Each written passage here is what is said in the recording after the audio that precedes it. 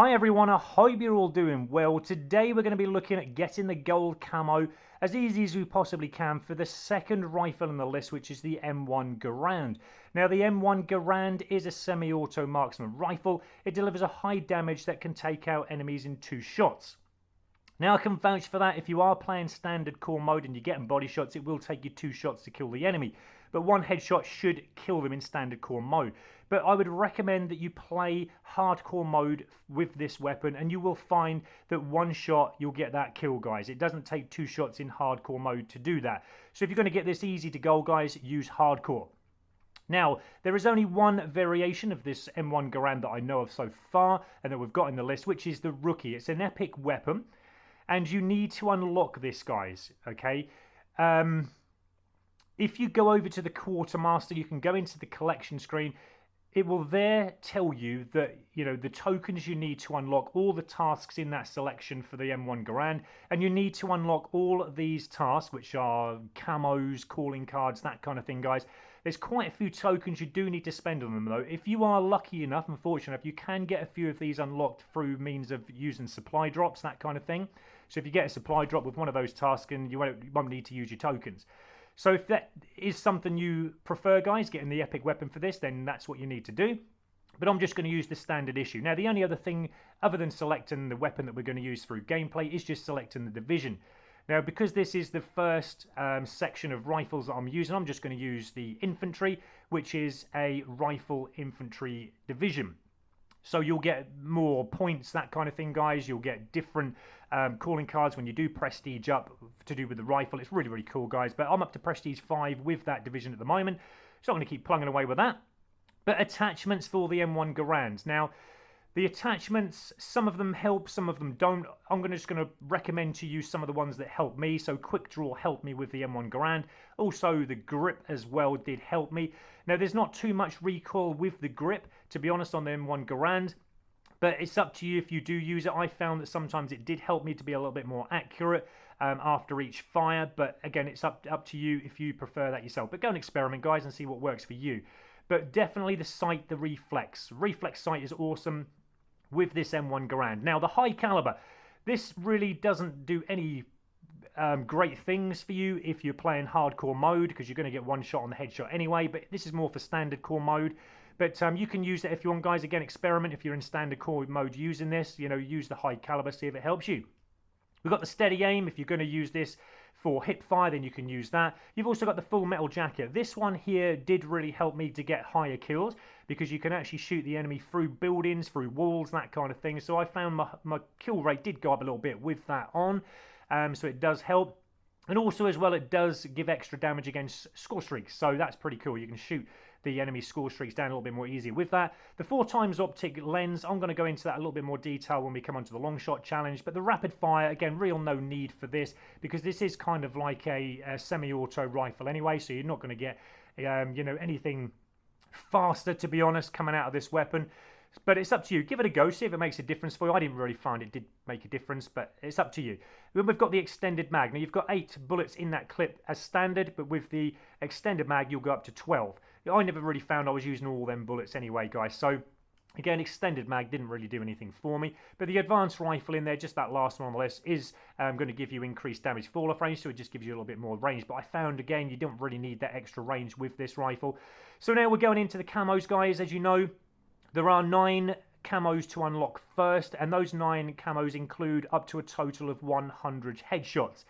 Now, if you are struggling with headshots, guys, I'm going to show you some videos now into how I can make this easy for you. But I did find with the M1 Garand that the headshots were reasonably easy. This is the medal that you're looking for, and you want to try and aim, if you can, anywhere between kind of 4 to up to 8 headshots a game to be on target to get this out of the way really easy. And remember, guys, when you go into headshots, you need to try and aim in at the head.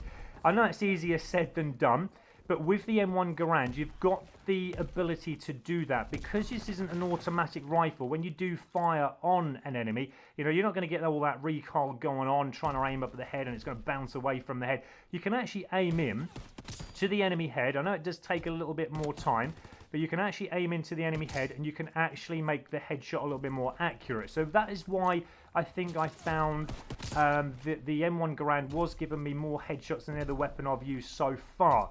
I mean, to be honest, the M1 Garand is a preferred weapon of mine anyway. I like this in other previous Call of Duty games.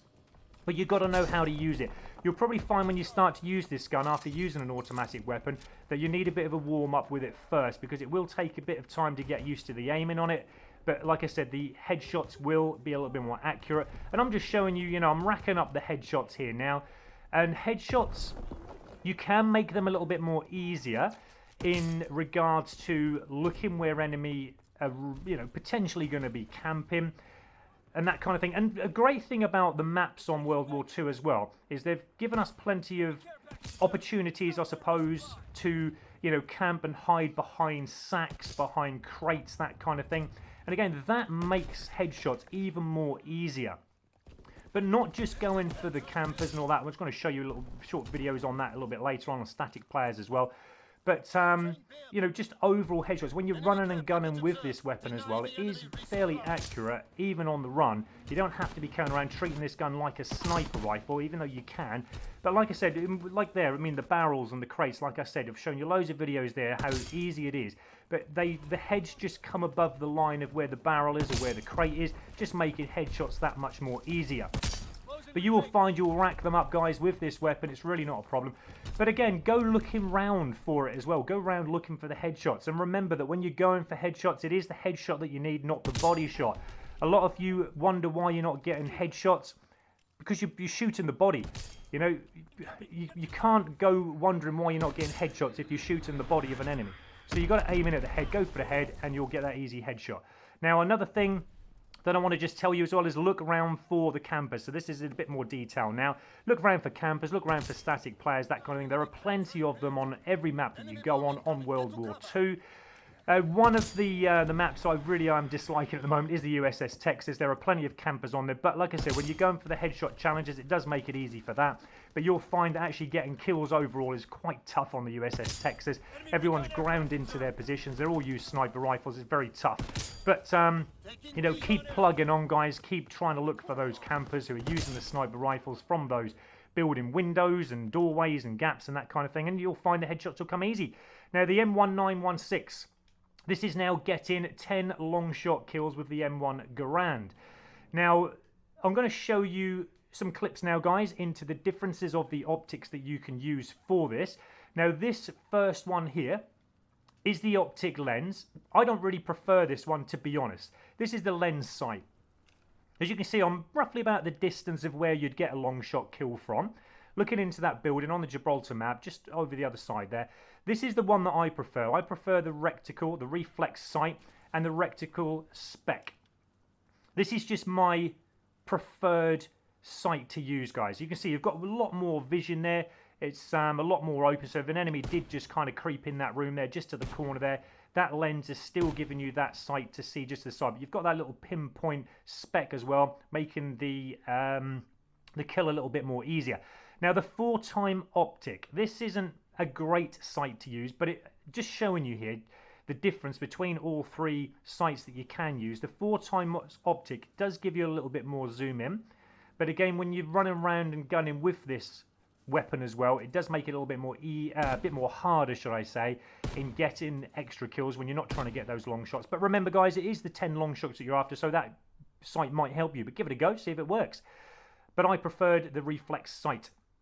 Right, the next camo we're on to now is the snow, and this is where now you'll use your division a bit more. So we're into the infantry division anyway. That's the challenge we need for this snow camo, but also the leopard as well. This is where now you'll change your division, so just change your division. And again, all you need with both of these camos, the snow and the leopard, is just 50 kills with each, just choosing in that infantry for the snow, and also choosing whatever division you want. There's plenty to choose from, guys. As you know, there's 5 divisions in total. And then just go and get the 50 kills. That's really easy. Nothing hard there at all. On to the bronze camo. Now, this is where it starts to get a little bit more exciting in these challenges. I love these challenges. Really easy, though, mind you. Not some of the hardest in ever Call of Duty game. But the camouflage for the bronze, you need to get 2 rapid kills 5 times, with both kills coming from the N1 Garand. Now, I did find that this was a fairly easy task for me, fairly easy challenge, nothing really hard about it whatsoever. Again, it's up to you what sight you use. You can see here in most of my videos, I've been kind of recording them back from when I first started with the M1 Garand with the normal standard sight to the reflex sight that I prefer. And I would always recommend when you're going for the rapid kills to make sure you keep going into the enemy spawns. You know, no point camping at the back of the map and again wondering why you're not getting rapid kills. You have to actually run into the middle of the map, the center of the map, or down to the enemy spawns, and you'll find that you'll get all the enemy flocking towards you.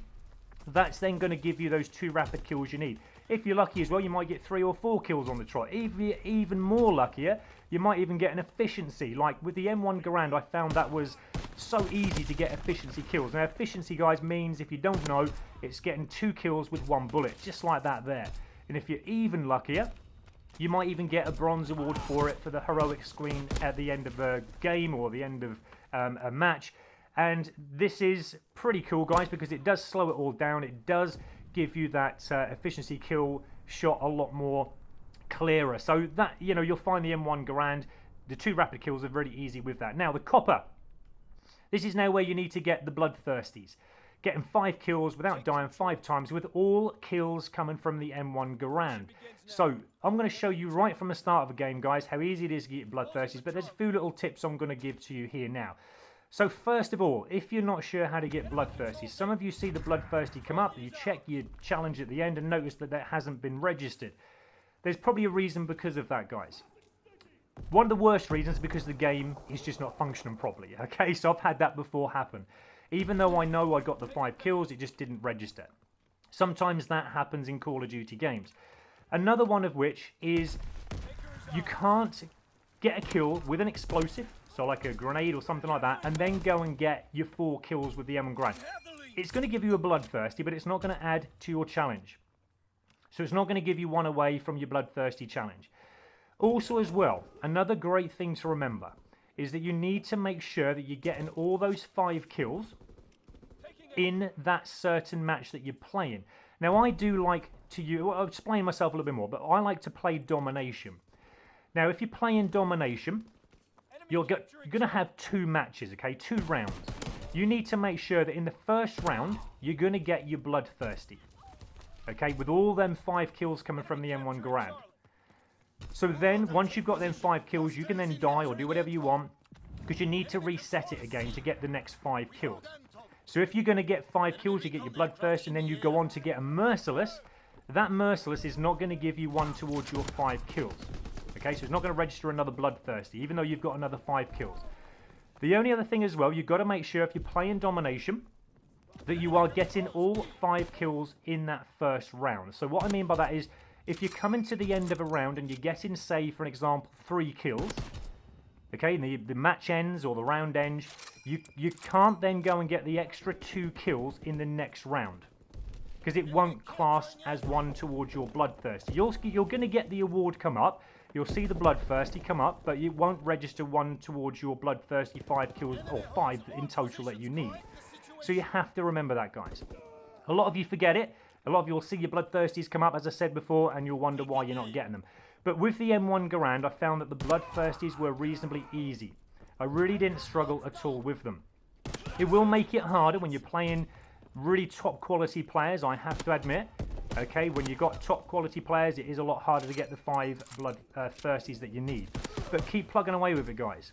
Use tactics, you know, keep camping around if you can. If you're finding the game too tough and you're getting killed several times, you know, just try and camp around. Just be patient, and those kills will come. I mean, if I had, you know, money for every single 4th kill that I got, and I was looking for that last kill, and I just didn't get it because I died just before I got that last kill, you know, I would be rich. It does happen a lot like that. You'll get frustrated, you get annoyed, but again, don't let it get to you, guys, because the next round you're going to be frustrated, and again, you're probably going to die loads of times. But concentrate on the task at hand. Keep trying to watch your map when you do have one in hardcore mode. Try and have your UAV set so that you can actually get it unlocked and then notice where the enemy are coming from. Again, using the map does help when getting bloodthirsties, because you need to know where the enemy are coming from. So yeah, like I said, the bloodthirsties are reasonably easy with the M1 Garand. So hopefully you will find that as well, guys. But really, it isn't a great challenge. I mean, there's only 5 you need. It would be more harder if there was 10 bloodthirsties to get. I'd be quite annoyed getting that actually, but you know, 5 is enough. We don't need any more than that. So I'm just showing you a mixture of different maps here where I got the bloodthirsties on, just showing you how easy it is. I mean, when you think about it, what I said about the domination where there's 2 rounds, you know, and getting the bloodthirsty, you know, you can actually then go into team deathmatch if you want, because you've got a whole round there. It lasts a little bit longer. So if you do want to have a little bit more time to get your bloodthirsties, maybe team deathmatch might be a good match for you. But keep experimenting, guys. You know, don't be frightened to experiment with different things. Work it out. You'll find your best gameplay. But that's it, guys. Hopefully I've helped you as much as I possibly can into, you know, some way getting you to gold camo for this M1 Garand yourself. But thank you so much for watching, guys. We're doing the STG-44 next. We're getting that to gold. So please take care, guys. Don't forget to subscribe and please like the video. Take care.